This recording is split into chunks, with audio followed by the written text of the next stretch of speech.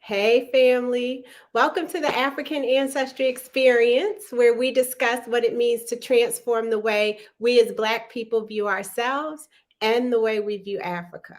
You know, we're always talking about our mothers, we'll always love our mamas, but we have a special place for our dads too. June is all about the men in our lives, our fathers, uncles, brothers, cousins, granddads. I guess we should probably say husbands too. Some of us have husbands. What better way to celebrate our guest tonight, Grammy-nominated saxophonist and proud father and grandfather Najee, than to reveal his African ancestry live here on the African Ancestry Experience? You don't want to miss this, so stay tuned because I want to know you. I wanna know ya, Cameroon, Guinea-Bissau, Sierra Leone, gotta let me show ya, Nigeria, Bioko Island, Liberia. You guys were ready tonight. Even before we went live, we were in the comments with saxophones and names of songs and everything else. Shout out to to I Am Bold and Menelik, Carol, Deminde. So glad to see all of you. Mary, Payande, Drea. I get in trouble if I say too many names, but I'm so happy to have all of you with us tonight. Marlana, Della. It's Black Music Month, Avanti. It's Black Music Month. And so we have a very special guest with us to celebrate Black Music Month. But before we get there, you all know that the African Ancestry Experience is all about sharing identity-focused conversations with the African diaspora. So here we trace your DNA, we find your roots, and we help you to explore who you are. Now, once you take an African ancestry test, you become part of the African Ancestry online community. We call that the AAOC, and we got the AAOC fam in here big time tonight. I want to see your flags up in the comments if you're a member of the African Ancestry online community. Shout out to Ty Brooks, who holds it down, managing the community over there. I see you, Akila. I see you, Glenda and Daniel and Netta. Now, some of you are unfamiliar names to me. Some of you are at different stages of your African ancestry journey. You may just be joining us for the first time because you want to hear where Najee is from. And so if you haven't taken a test yet, welcome. And I recommend that you head over to our website at africanancestry.com. There's a lot of great information there that even you OGs can use to share with the people that ask you a million questions about what you did and how does it work and all of that. And then for you newbies, every Wednesday we give away African Ancestry swag to the first person to comment who hasn't commented, who hasn't won before. So the first time winner tonight is going to win our Helix identity pin. It's a cool pin to put on your lapel or on your backpack or on your jacket. Shout out to Carol Mormon Thomas. Congratulations, Carol. If you send us your mailing address to info@africanancestry.com, we will make sure that you get your identity your Helix identity pin. Listen, I don't take it lightly that you guys rock with us every week. That means you're liking, that means you're sharing, that means you're subscribing. And I really appreciate you guys doing that for us. This is how we spread the word, is when you do that and when you hit those notifications so that you are sure to not miss a single episode. So you all are here. You're not here for me tonight. You're here for our very special guest, Najee. I'm going to go ahead and welcome him into the African Ancestry Experience. I want to see you all put some saxophones. Hey, Najee. Oh, we can't hear you. Here we go. I'm sorry. That's my bad. I muted myself because I, just muted myself. How you doing? How's everybody doing? Good? Okay. Glad to have you with us. We're getting all sorts of saxophone emojis in the I see. comments. People are excited. Mm-hmm. Yes. And so we're celebrating Black Music Month, but we're also celebrating Father's Day and Juneteenth. I feel like June is a huge month for Black people. It's just gotten big. bigger and bigger and bigger. How are you going to celebrate Father's Day this year? Well, I won't be in the country, unfortunately. Well, I don't know if you can say fortunate or unfortunate, but I'll be in Brazil, in Rio de Janeiro. I'm going down. Just released a new album, and some of that record was done down there in Brazil, and so I'll be down there with guest artists and recording and doing documentary footage, a whole bunch of stuff for at least 3 weeks down there. Yeah. So you're going to be working on Father's Day. I'll be working. Yes, I'll be working. Well, we have a lot of African ancestry family in Brazil, as you would expect. You traveled, you understand how it works, and so a lot of people, not to cut you off, but a lot of people don't realize that the largest amount of slaves transported to this side of the world actually went to Brazil. There were more slaves transported to Brazil than there were in the United States, and that's one of the secrets that really shouldn't be a secret, but. Brazil was the last country in the world to end slavery. Even though we had the abolitionists here in the United States, Brazil didn't come for many years afterwards. So a lot of people don't know that we have a very strong connection, being African American and descendants of the slaves here in this country. But slavery was universal for that time, as you know. So exactly. And when you travel, I'm going off script. When you travel to Brazil, that was my fault.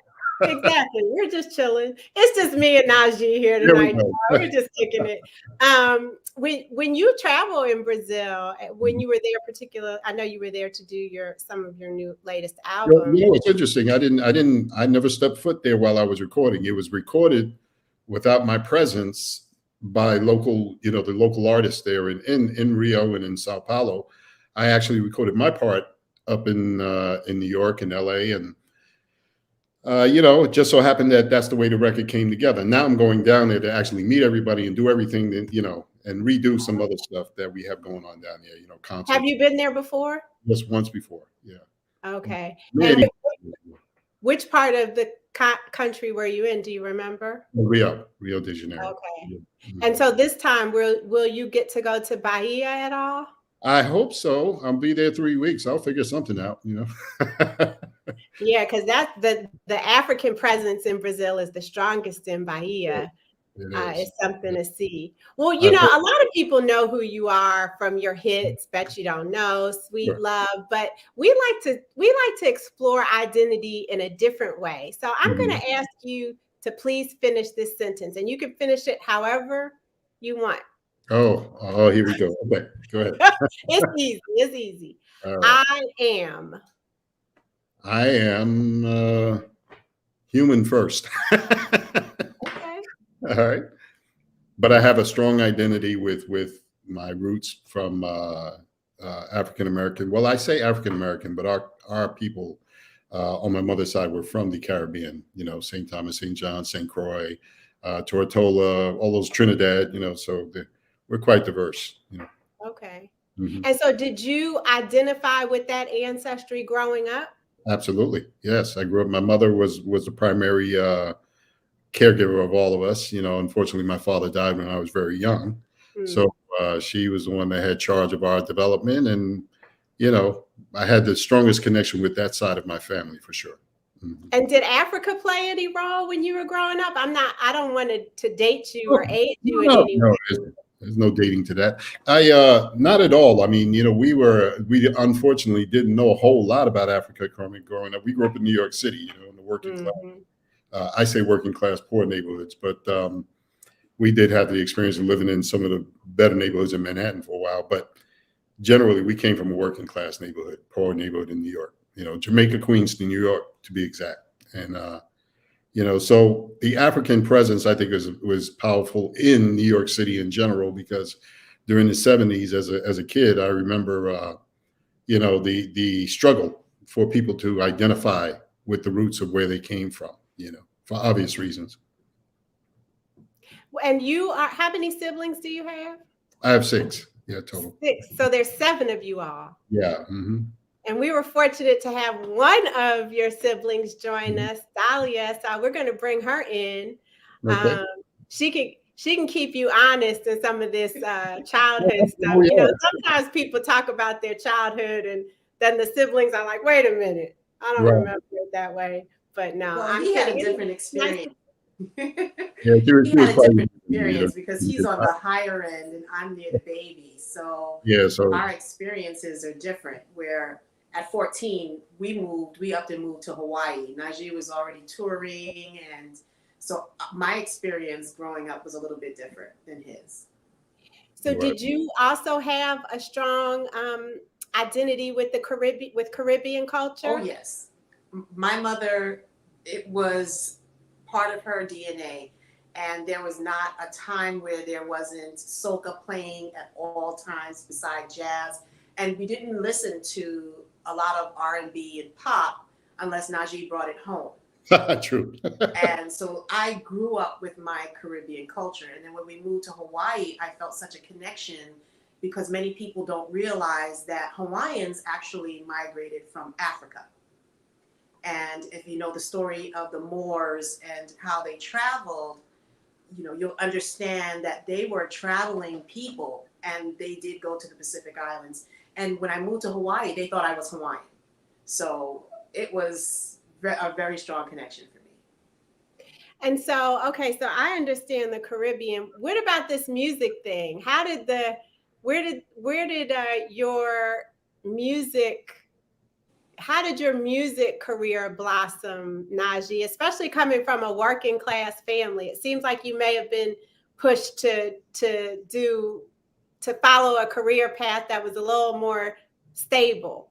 Well, honestly, I think some of it was in my DNA. My father was a very prominent classical musician.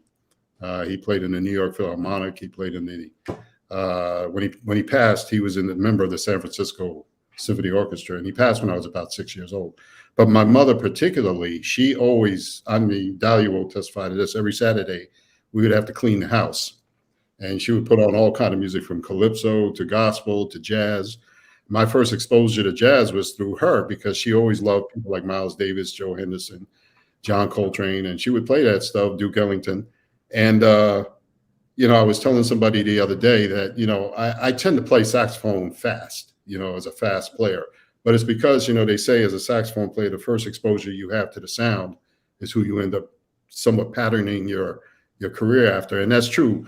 I'll never forget, she loved the sound of George Coleman on the Miles Davis records, and he was always a very fast linear player. So when I first picked up the horn, my first attempt was to learn how to play fast. So I have to give it to her. You know, she was the one that gave me that cool. I mean, actually on my records, I have to actually slow myself down, say, no, you know, these guys don't have Coltrane ears. They want to hear, you know. So, you know, but yeah, so I credit my mother with giving me that experience. Yeah, for sure. I love to hear that because I have a lot of friends who are from the Caribbean, whose families are from the Caribbean or whose families are from the continent. Yeah. And they get a lot of pressure to be doctors and lawyers and, you know, government servants and have these very traditional careers. And so I can always appreciate when you have the freedom to explore what's in your DNA and your family supports that. Well, you know, honestly, I think my mother would have preferred back then that I would have been a doctor. I mean, Dahlia would testify to that. She was very she was a stickler about education, obviously, you know, but and she did everything she could to make sure all her children went to private school, which was really an amazing feat for a mother in New York City. But my first elementary school was St. Mark's Lutheran School in Brooklyn. And it was there that I actually got to see a guy demonstrate the saxophone live at the age of 6 years old. I remember a guy coming in and playing the song Desafinado, which I had heard on the radio. I thought he was the guy that recorded it, but I knew then and there that that was something I was going to do because I just loved the vibe of what he was doing. So, but it was because of her hard work and making sure that, you know, we didn't start out in public schools. We later on went into public schools as we got older, but at least our formative years started out in private school. And that was, I mean, Dahlia will say, you know, I remember taking her to school. I used to braid her hair, take her to school in the morning. So she What's the age difference between you two? Let me see. What is it, dear? I don't even know now. 9 years? 90 or something like that. Yeah. Yeah. Nice. Yeah. So Dahlia, there you are. You're in Hawaii. You're a Caribbean young woman in Hawaii. You grow up in that culture. Your brother's off touring the world, delighting people through his music. When did you start to think about where you were from in Africa, and how did you get to this place where you decided you were going to trace your ancestry, your family's ancestry for the family? Well, that happened really working with the nonprofit organization I work with, which is African Link Initiative, where, and I'm sure Chazelle will explain it to you, but we really try to help children of today make the connections about who they are and from whom they descend from, and have them understand that slavery is a small part of our history. Exactly. And it shouldn't be the defining part of our history. So it didn't seem right unless I actually took my DNA ancestry as well. But Najee and I had talked about it for a long time, for a few years, right? When I said I want to take it. And at the time, they only had ancestry.com. And it didn't really tell you who you are. It just says you're from Africa. You're from this North region. And for me, that does absolutely nothing because there's so many tribes. So when Chazelle insisted and said, you have to take your DNA, we have to find out if we're related, I finally went ahead and did it. So I'm so happy that I did. Nice. And so were your family, were they on board? It sounds like Najee, obviously he's here with us, but what about the other five? Najee will tell you, I don't tell anybody anything until after the fact. So they didn't have much of a choice. Well, I know for me, I've been blessed to go to Africa many times. So, and every time I've been there, there's a saying, I'm sure some of you have been there, but when you go to places like South Africa or even Cote d'Ivoire or Ghana or Nigeria, the one common thing you hear all the time is welcome home, and that makes you always feel so good. But, people talk about this spiritual connection to Africa. And I got to say, the very first time I went, I felt what they were saying, because you felt something very unidentifiable. It wasn't, it's very abstract, ethereal, but it's a feeling of like something is familiar about it, and I felt that several times in South Africa and in West Africa, particularly, Yeah. Where did you go first? Where did you travel first? Which country? The very first time I went to Africa, I went to Cote d'Ivoire, on the Ivory Coast. And then since that time, I've been in Nigeria about maybe 4 times. I've been to South Africa at least 7 times now. Mozambique, I've been to Zimbabwe. Where else? Yes, one country slips in my mind. The only, I haven't been able to get to any of the northern African countries or Egypt or, Liberia or any of those places. I haven't been there yet. So I intend to go to Morocco next year. I have a possible tour that takes me to the Mediterranean. So I plan to go to Morocco for the first time.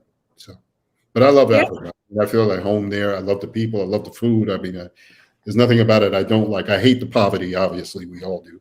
But the people, it's amazing to me how in like a place like Mozambique, there's an area, if you've ever been to Maputo, the major city there, right in the center of the city, there's a township called Mafalala. I wrote a song on one of my albums titled Mafalala because when I went there, the people were so friendly. You go there, and even though the people are living in poverty, no running water, barely any electricity, you see these kids running around. There's no PlayStation, HBO, none of that, and they're all happy, And the people just welcome you with what they have, man, and that really touched my heart, So I wrote a song, and they were very happy that they heard that when my friend presented it to them. I love it. I just came back from Morocco. I spent my birthday in Morocco a few weeks ago. Okay, all right. And I know that for this week, actually, last week and this week, there's a huge Ganawa music festival going on. Okay. And there are several African-American jazz musicians who travel to Essaouira for that festival. So they have a deep appreciation for our music as a global music, all of our contributions as Black people. I don't know what happened to Dahlia. We should bring Dahlia back in, but I want to talk about the test. Touch up the makeup, beautiful. What'd you say? I'm ready. So Dahlia took the Matriclan test. And just as a refresher, and for some of you and Najee, you may not, she probably didn't tell you all this part, but the Matriclan test traces maternal ancestry. So we use DNA that you and Dahlia and your other siblings all inherited from your mother. And it didn't mix with any of the DNA from any of the other people in your family tree. You just got that piece from your mother. So think of it as that yellow dot you see here on the screen. Well, your mother and all her siblings got that exact same DNA from your grandmother. It didn't change. And she got it from her mother, and she got it from her mother for generations. That mitochondrial DNA does not change. It's maternally inherited. So everybody inherits it from their mother. So all of your sisters, when they have children, they've passed that same DNA to their children, and then their daughters will pass it to their children, and so on and so on. Your children didn't get that yellow dot because they have a different mother than you do, but this is still their ancestry because it's their grandmother, it's their great grandmother, it's a branch of your part of the family tree. Sure. And so the time frame of that analysis is 500 to 2,000 years. Wow. So what our science team does is they took that mitochondrial DNA from Dahlia's swabs. They're just a swab, cheek swab, and it wouldn't have mattered whether she did it or you did it or any of your other siblings did it. The result is the same. And then our scientists unlock the code that informs for ancestry and compares it to the largest database of African mitochondrial DNA in the world, which is something that African Ancestry owns. So Najee, we aren't new to this. We've been in this business for 19 years. Wow. We're Black owned, Black funded, Black founded. Our entire team is people of African descent. We use Black owned businesses as our partners and vendors and suppliers as much as possible. So we are in the business of us. So we took Dahlia's DNA and we compared it and looked for people in the world who have that same mitochondrial DNA. Because if they do, then you have to be related. Because as I told you, it doesn't change. Does this make sense? It makes a lot of sense. Yes.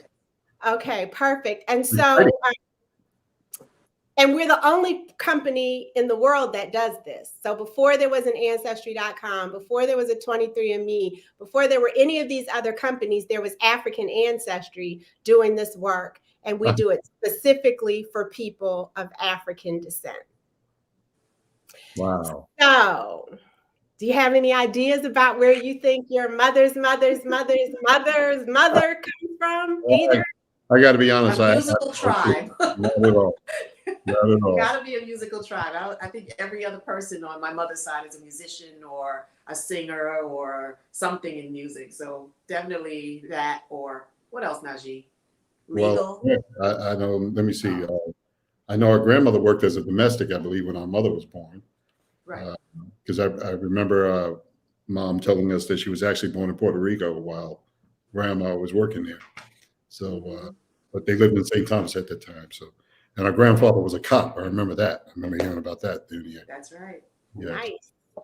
So what we know is that this ancestry that we found for your family, for your maternal line, is before New York. It's before any of the Caribbean countries that you talked about at the beginning of our conversation. Right. It's going all the way back to the west coast of Africa. Wow. And what makes us unique is that we can identify not just that it's the west coast of Africa, but the present day country. Yes. And the ethnic groups in those countries. Oh man, that's beautiful. So in your case, we found your maternal roots in 3 present day countries. Okay. That are very close in proximity. Okay. The distance between the 2 outer ones is less than 800 miles.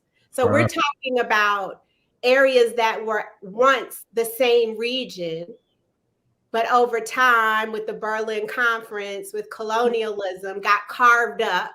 Right. Different present day countries. So the first country that we found your ancestry in is the country of Guinea-Bissau. Wow. And it's a very tiny country, just below the country of Senegal on the west coast of Africa. And the groups that you share ancestry with there, one of them is the Fula or the Fulani, who I'm sure you're familiar with. Fulani, yeah. Mm-hmm. And the Fulani were nomads.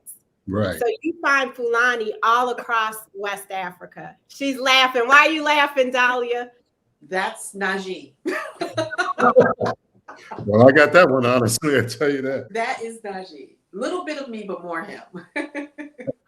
Well, you know, and your family moved from the Caribbean to New York to Hawaii. I have not met many Black people who moved from New York to Hawaii. If that was a marriage. My mother had gotten married.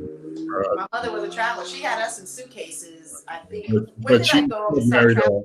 6 So. on a plane by myself, riding first class, going across country. So hey, we are travelers. I love it. The other group in Guinea-Bissau that you share ancestry with is the Jola people. And I love it when people get Jola results because the Jola are very musical. They have an instrument, a string instrument that is unique to them, to their culture. It's called the akanting. It looks similar to several of the other string instruments you see across West Africa, but theirs is the akanting. And Q-Tip, we traced his ancestry to the Jola people. So okay. All right. Well, he's from our neighborhood too. Queens. See? Yeah. And his mother is from oh my God, Montserrat, maybe. Oh, okay. His mother is from a very small island in the Caribbean. Montserrat, yeah. Yeah. The second country that we found ancestry that you share ancestry with is called, and you mentioned this, is Liberia. Really? Okay. Yes. Wow. And and like I said, there's fewer than 800 miles between what is Guinea-Bissau today and what is Liberia today. So while these people live in different places, like you live in, I don't know where you live now, but like you lived all over the world and your sister lived in Hawaii, you lived in different places, but you had the same genetics. Yes. And so within the country of Liberia, you share ancestry with the Kru people. And the Kru were very rebellious. They're known as very rebellious people. They were difficult to enslave, and often the enslavers would engage them navigate the ships, like to steer the ships, because they were seafarers. Okay. That's the only way they could really control them was by giving them control of the ships. Interesting. So you've got the Guinea-Bissau ancestry where they speak Portuguese, one of the few African countries where Portuguese is spoken. And then you've got this Liberian ancestry on the other end where it's an English-speaking country. And then the third country that you share ancestry with it neighbors Liberia. They share a border. Okay. And that is the country of Sierra Leone. Oh, wow. Ooh. And within Sierra Leone, there are two major ethnic groups, the Mende and the Temini. They often share genetics as well. And so I saved Sierra Leone for last because one of the things we know about Sierra Leone is that they offer citizenship to people who have traced their ancestry maternally or paternally to that country. And so you got a lot of Sierra Leonean cousins in the chat. You got some Kru cousins in the chat. You got some cousins in the chat. But I think this would be a great time to bring in Chazelle, because Chazelle Muhammad, who is the founder of Ali that Dahlia talked about, she was on the first group of African Ancestry family members who traveled home to Sierra Leone to get citizenship. So she's your cousin. What's up, cuz? What up? I knew it. I just had a feeling, because Dahlia has always just been such a part of my heart from years and years and years ago when we first met. And I was like, when I heard you say that, Dr. Gina, I was like, it all makes sense now.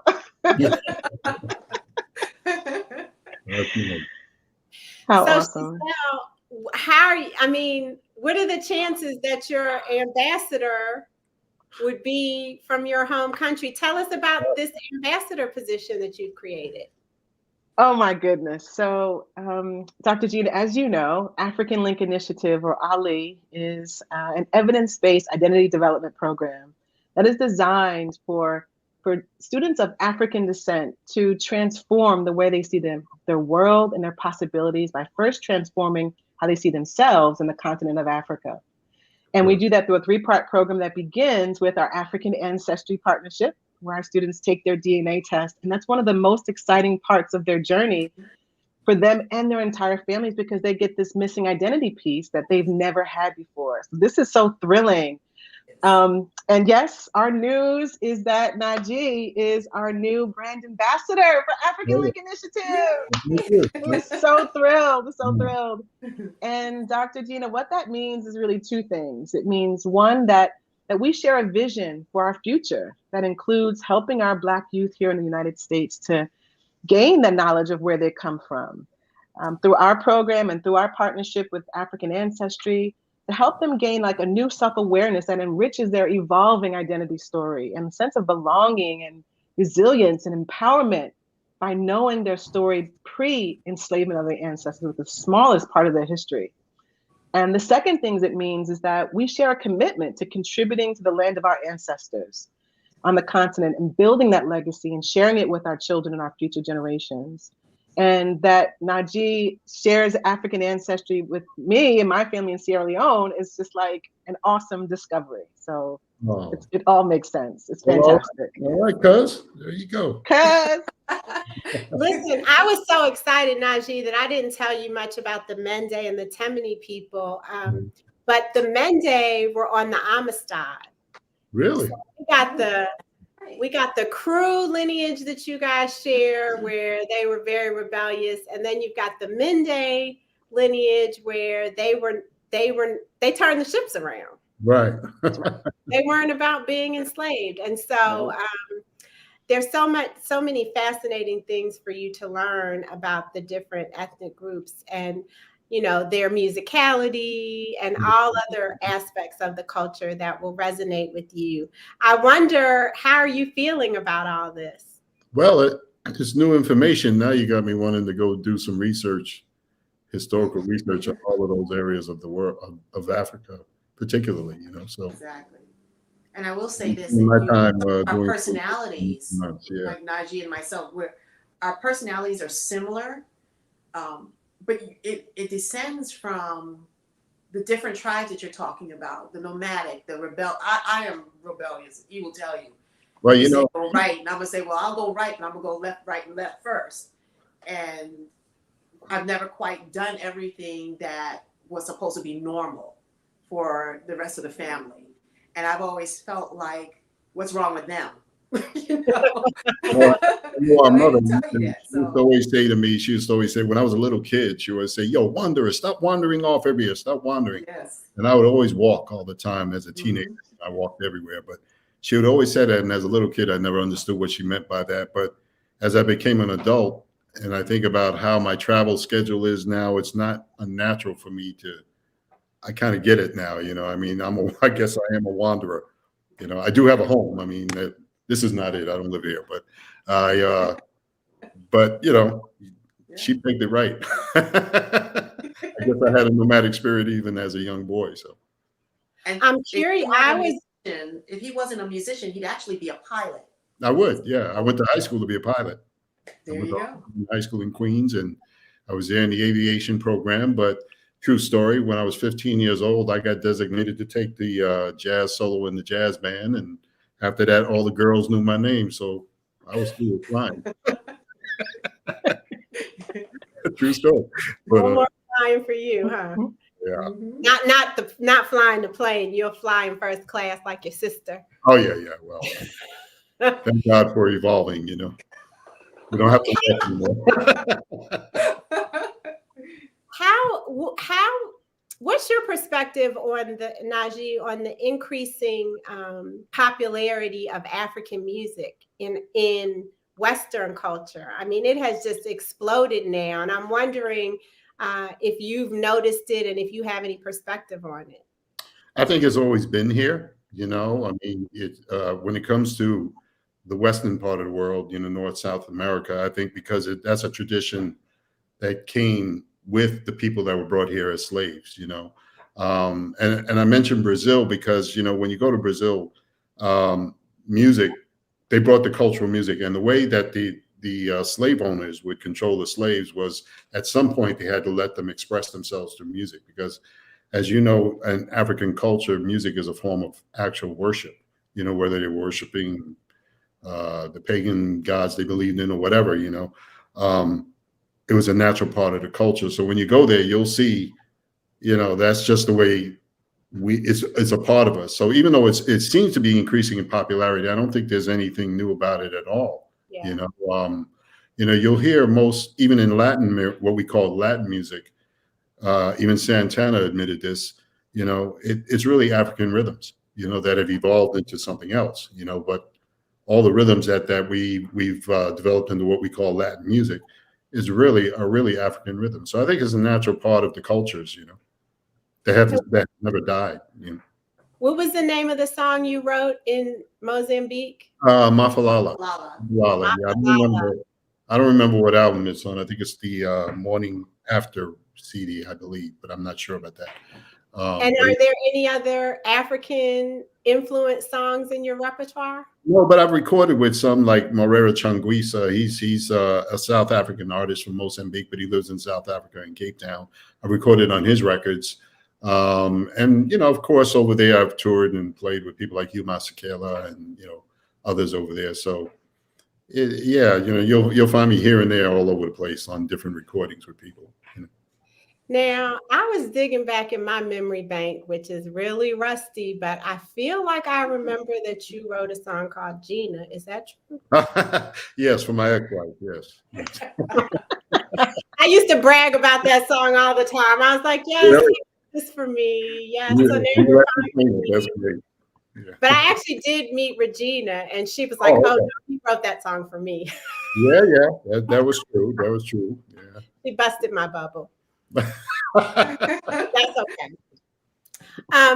This has been delightful. I really appreciate you all taking the time to share this experience with the African Ancestry family, and so that we can see these connections. We can see how once you find out that you share ancestry with people who are the Kru people or the Mende and the Temini people, then you can put that into action. Sure. With organizations like the African Link Initiative. So well, I'm planning to go to Africa sometime in 23, and I'm going to put Sierra Leone definitely on my list and see if I can get to some of the other countries as well. You know, yeah. I've always wanted to go there. So I'm getting my citizenship. I don't know about you, but I'm going to. That's possible. I'll do that too. Well, if you can go to Sierra Leone, you can go right next door to Liberia. So those are two that you can definitely tack on onto the same trip. So in closing, I'd love to know from you, Najee, and also from you, Dahlia, what kind of legacy do you all plan to leave for your children and your grandchildren and those in your family? I'll let my sister answer that one first. I don't have children, but I claim all my brother's children, and there's a whole football field of them. With all my brothers. And so when I stopped singing and I started my own management company, I told Najee that I'm building my legacy for my nieces and nephews, and that I'm not leaving them cash because we can go through money quickly. But I'm leaving them something that they can build on and they can add on. And like we said, there's so many of us who are so creative, whether it is movie directing or screenwriting or singing or flat out musicians, that to have a successful legacy to give to them is to give them the company that I'm building. And Najee and Fareed have been so instrumental in building this company. I'm not giving it to them, but because they got their own, but they get to inherit this and make it into whatever they want. So yeah, I think for me, you know, I've been fortunate that I kind of have a legacy already as a natural consequence of being a recording artist. But I think at this point, we're all trying to make the connection to the past on both sides. You know, of course, Dahlia and I know my mother very well, but, you know, I'm still learning things about my father who I never really met, you know, so, and that's a whole nother side of my history that, you know, I mean, I just recently found a picture of my great grandmother, you know, great grandfather that were from Europe, you know, so we got a combined history here that it would be great for us to just write and connect all of that together, you know. So I think really just historically to make to connect the dots would be something I would love to leave behind. Money is obvious. I mean, you know, everybody's gonna be looking for money when my time comes, so I'm not worried about that part of it. But you know, but no, I think on a deeper level, what you guys are doing, I commend you. I think this is something that's really needed. For somebody like me, it helps fill in some blanks, you know. And you know, we just keep building the tree as we go, if you will. Yes, I love it. If you have a few more minutes, we play a game every week called Fact or Whack. And we are, as we are celebrating all of these Father's Day and Juneteenth and Black Music Month, we have a couple of statements. And Najee, if you would read the statement, then our viewers are going to put in the comment whether they think the statement is a fact or if they think the statement is whack. Okay. Yeah. And Dahlia and Chazelle, you all are welcome to play with us as well. So here's the first statement. General Order Number 3 of the Emancipation Proclamation urged freed men and freed women to stay with their former orders. Only, I'm sorry. Is that a fact or whack? That General Order Number 3 of the Emancipation Proclamation urged freed men and freed women to stay with their former owners. What do you guys think? You think this is a fact or whack? I personally think it's a fact. Yes, fact. Yeah. We're getting some question marks in the whack seem to be winning. We got a few question marks. It's pretty balanced. Okay, we got some facts, we got some whacks. What say you? Is this fact or whack, Wendy? It's a fact. Okay, so Team African Ancestry was right. The freedmen are advised to remain quietly at their present homes and work for wages. They are informed that they will not be allowed to collect at military posts and that they will not be supported in idleness either there or elsewhere. That was a statement by General Granger. So yeah, they wanted us to keep working for them. Apparently, some were leaving before he had finished making that arrangement. They were like, and what followed became known as the scatter, when droves of former enslaved people left the state to find family members or more welcoming accommodations in northern regions. That's Dahlia and Najee. Those were your people. They were out. Okay. Chazelle too. Yeah. We don't play. The next. Yeah. Should I read it? Yes, please. Father's Day became an officially recognized holiday in 1972. Is that fact or whack? I don't know. That one No, that one. I don't think so. I think it was before that. I want to say before that. So you think it's whack, Chazelle? I think it's whack.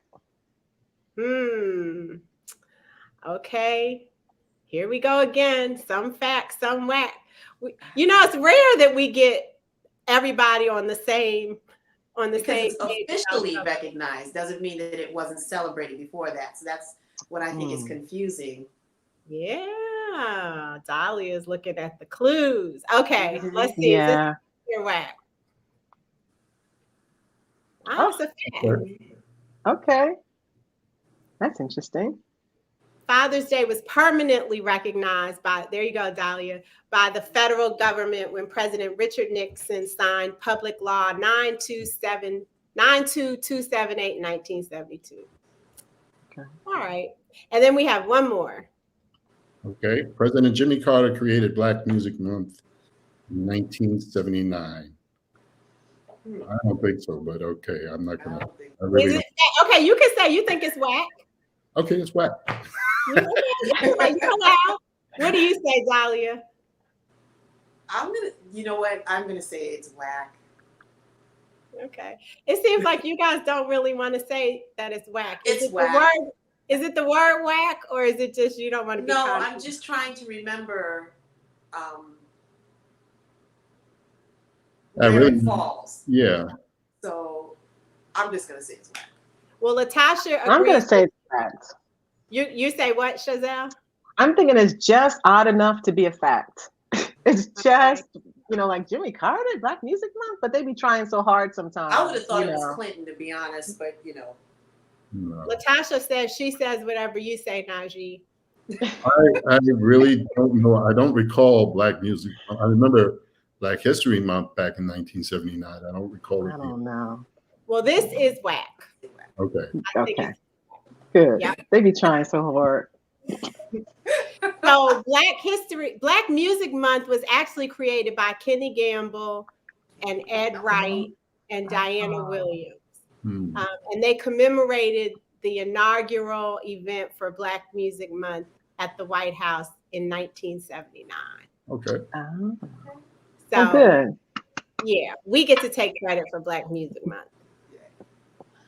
Well, everybody, I want to see some more saxophones, some more DNA, some more Sierra Leone, Liberia, Guinea-Bissau flags in the comments to thank our guests, Najee, Dahlia, and Chazelle for joining us for this reveal. I tell you, this is the most fun I have on a daily basis, you guys, when I get to do a reveal. So I'm personally very appreciative of you sharing this time with us. It's an honor. It's an honor that you trusted Chazelle with the recommendation and that you trusted us to handle your genetic information with respect and integrity.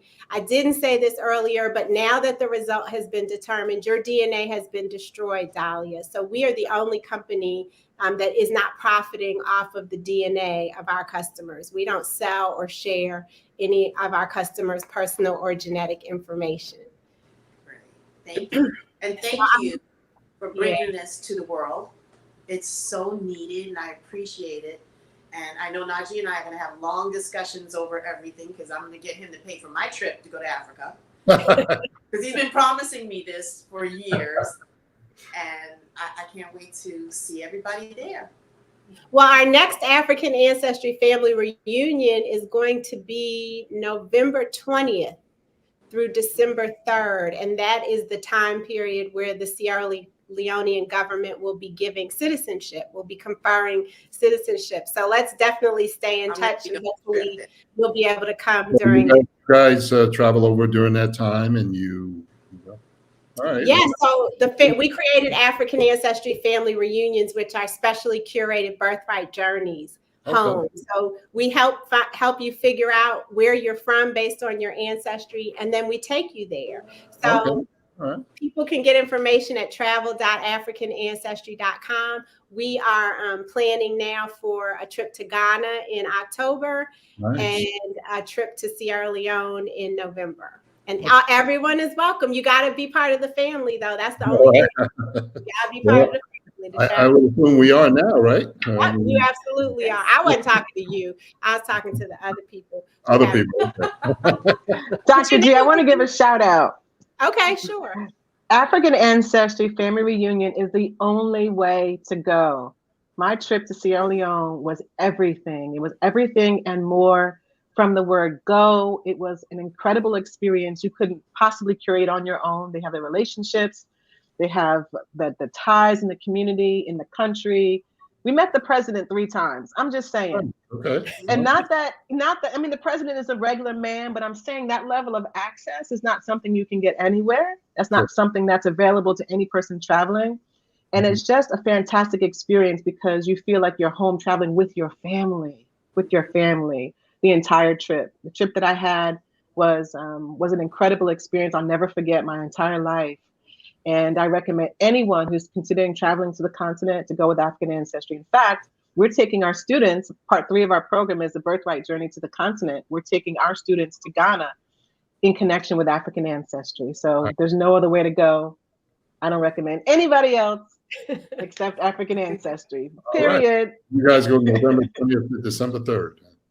November 20th through December 3rd. We'll make sure that we get you the link for with all the information. I would appreciate that. Thank you. Well, thank you all for joining us. Everybody, listen, you had a lot of things you could be doing tonight, and you decided to spend some of your evening with us, and we really appreciate it. For those of you who didn't catch it live, you're on the replay, please put some saxophone emojis in the chat, some DNA in the emojis in the chat so that we know that you were here. And next week, we're going to be revealing the African ancestry of Chairman Fred Hampton Jr. He's the son of the Minister of Information, Chairman Fred Hampton Sr. So this is a month of celebrating Black men, celebrating African ancestry, and really digging into our roots. And so with that, as I leave you all, may you be happy, may you be healthy, and may you be whole. Until we meet again. Have a good night. Thank you. I wanna know ya, Cameroon, Guinea-Bissau, Sierra Leone, gotta let me show ya, Nigeria, Bioko Island.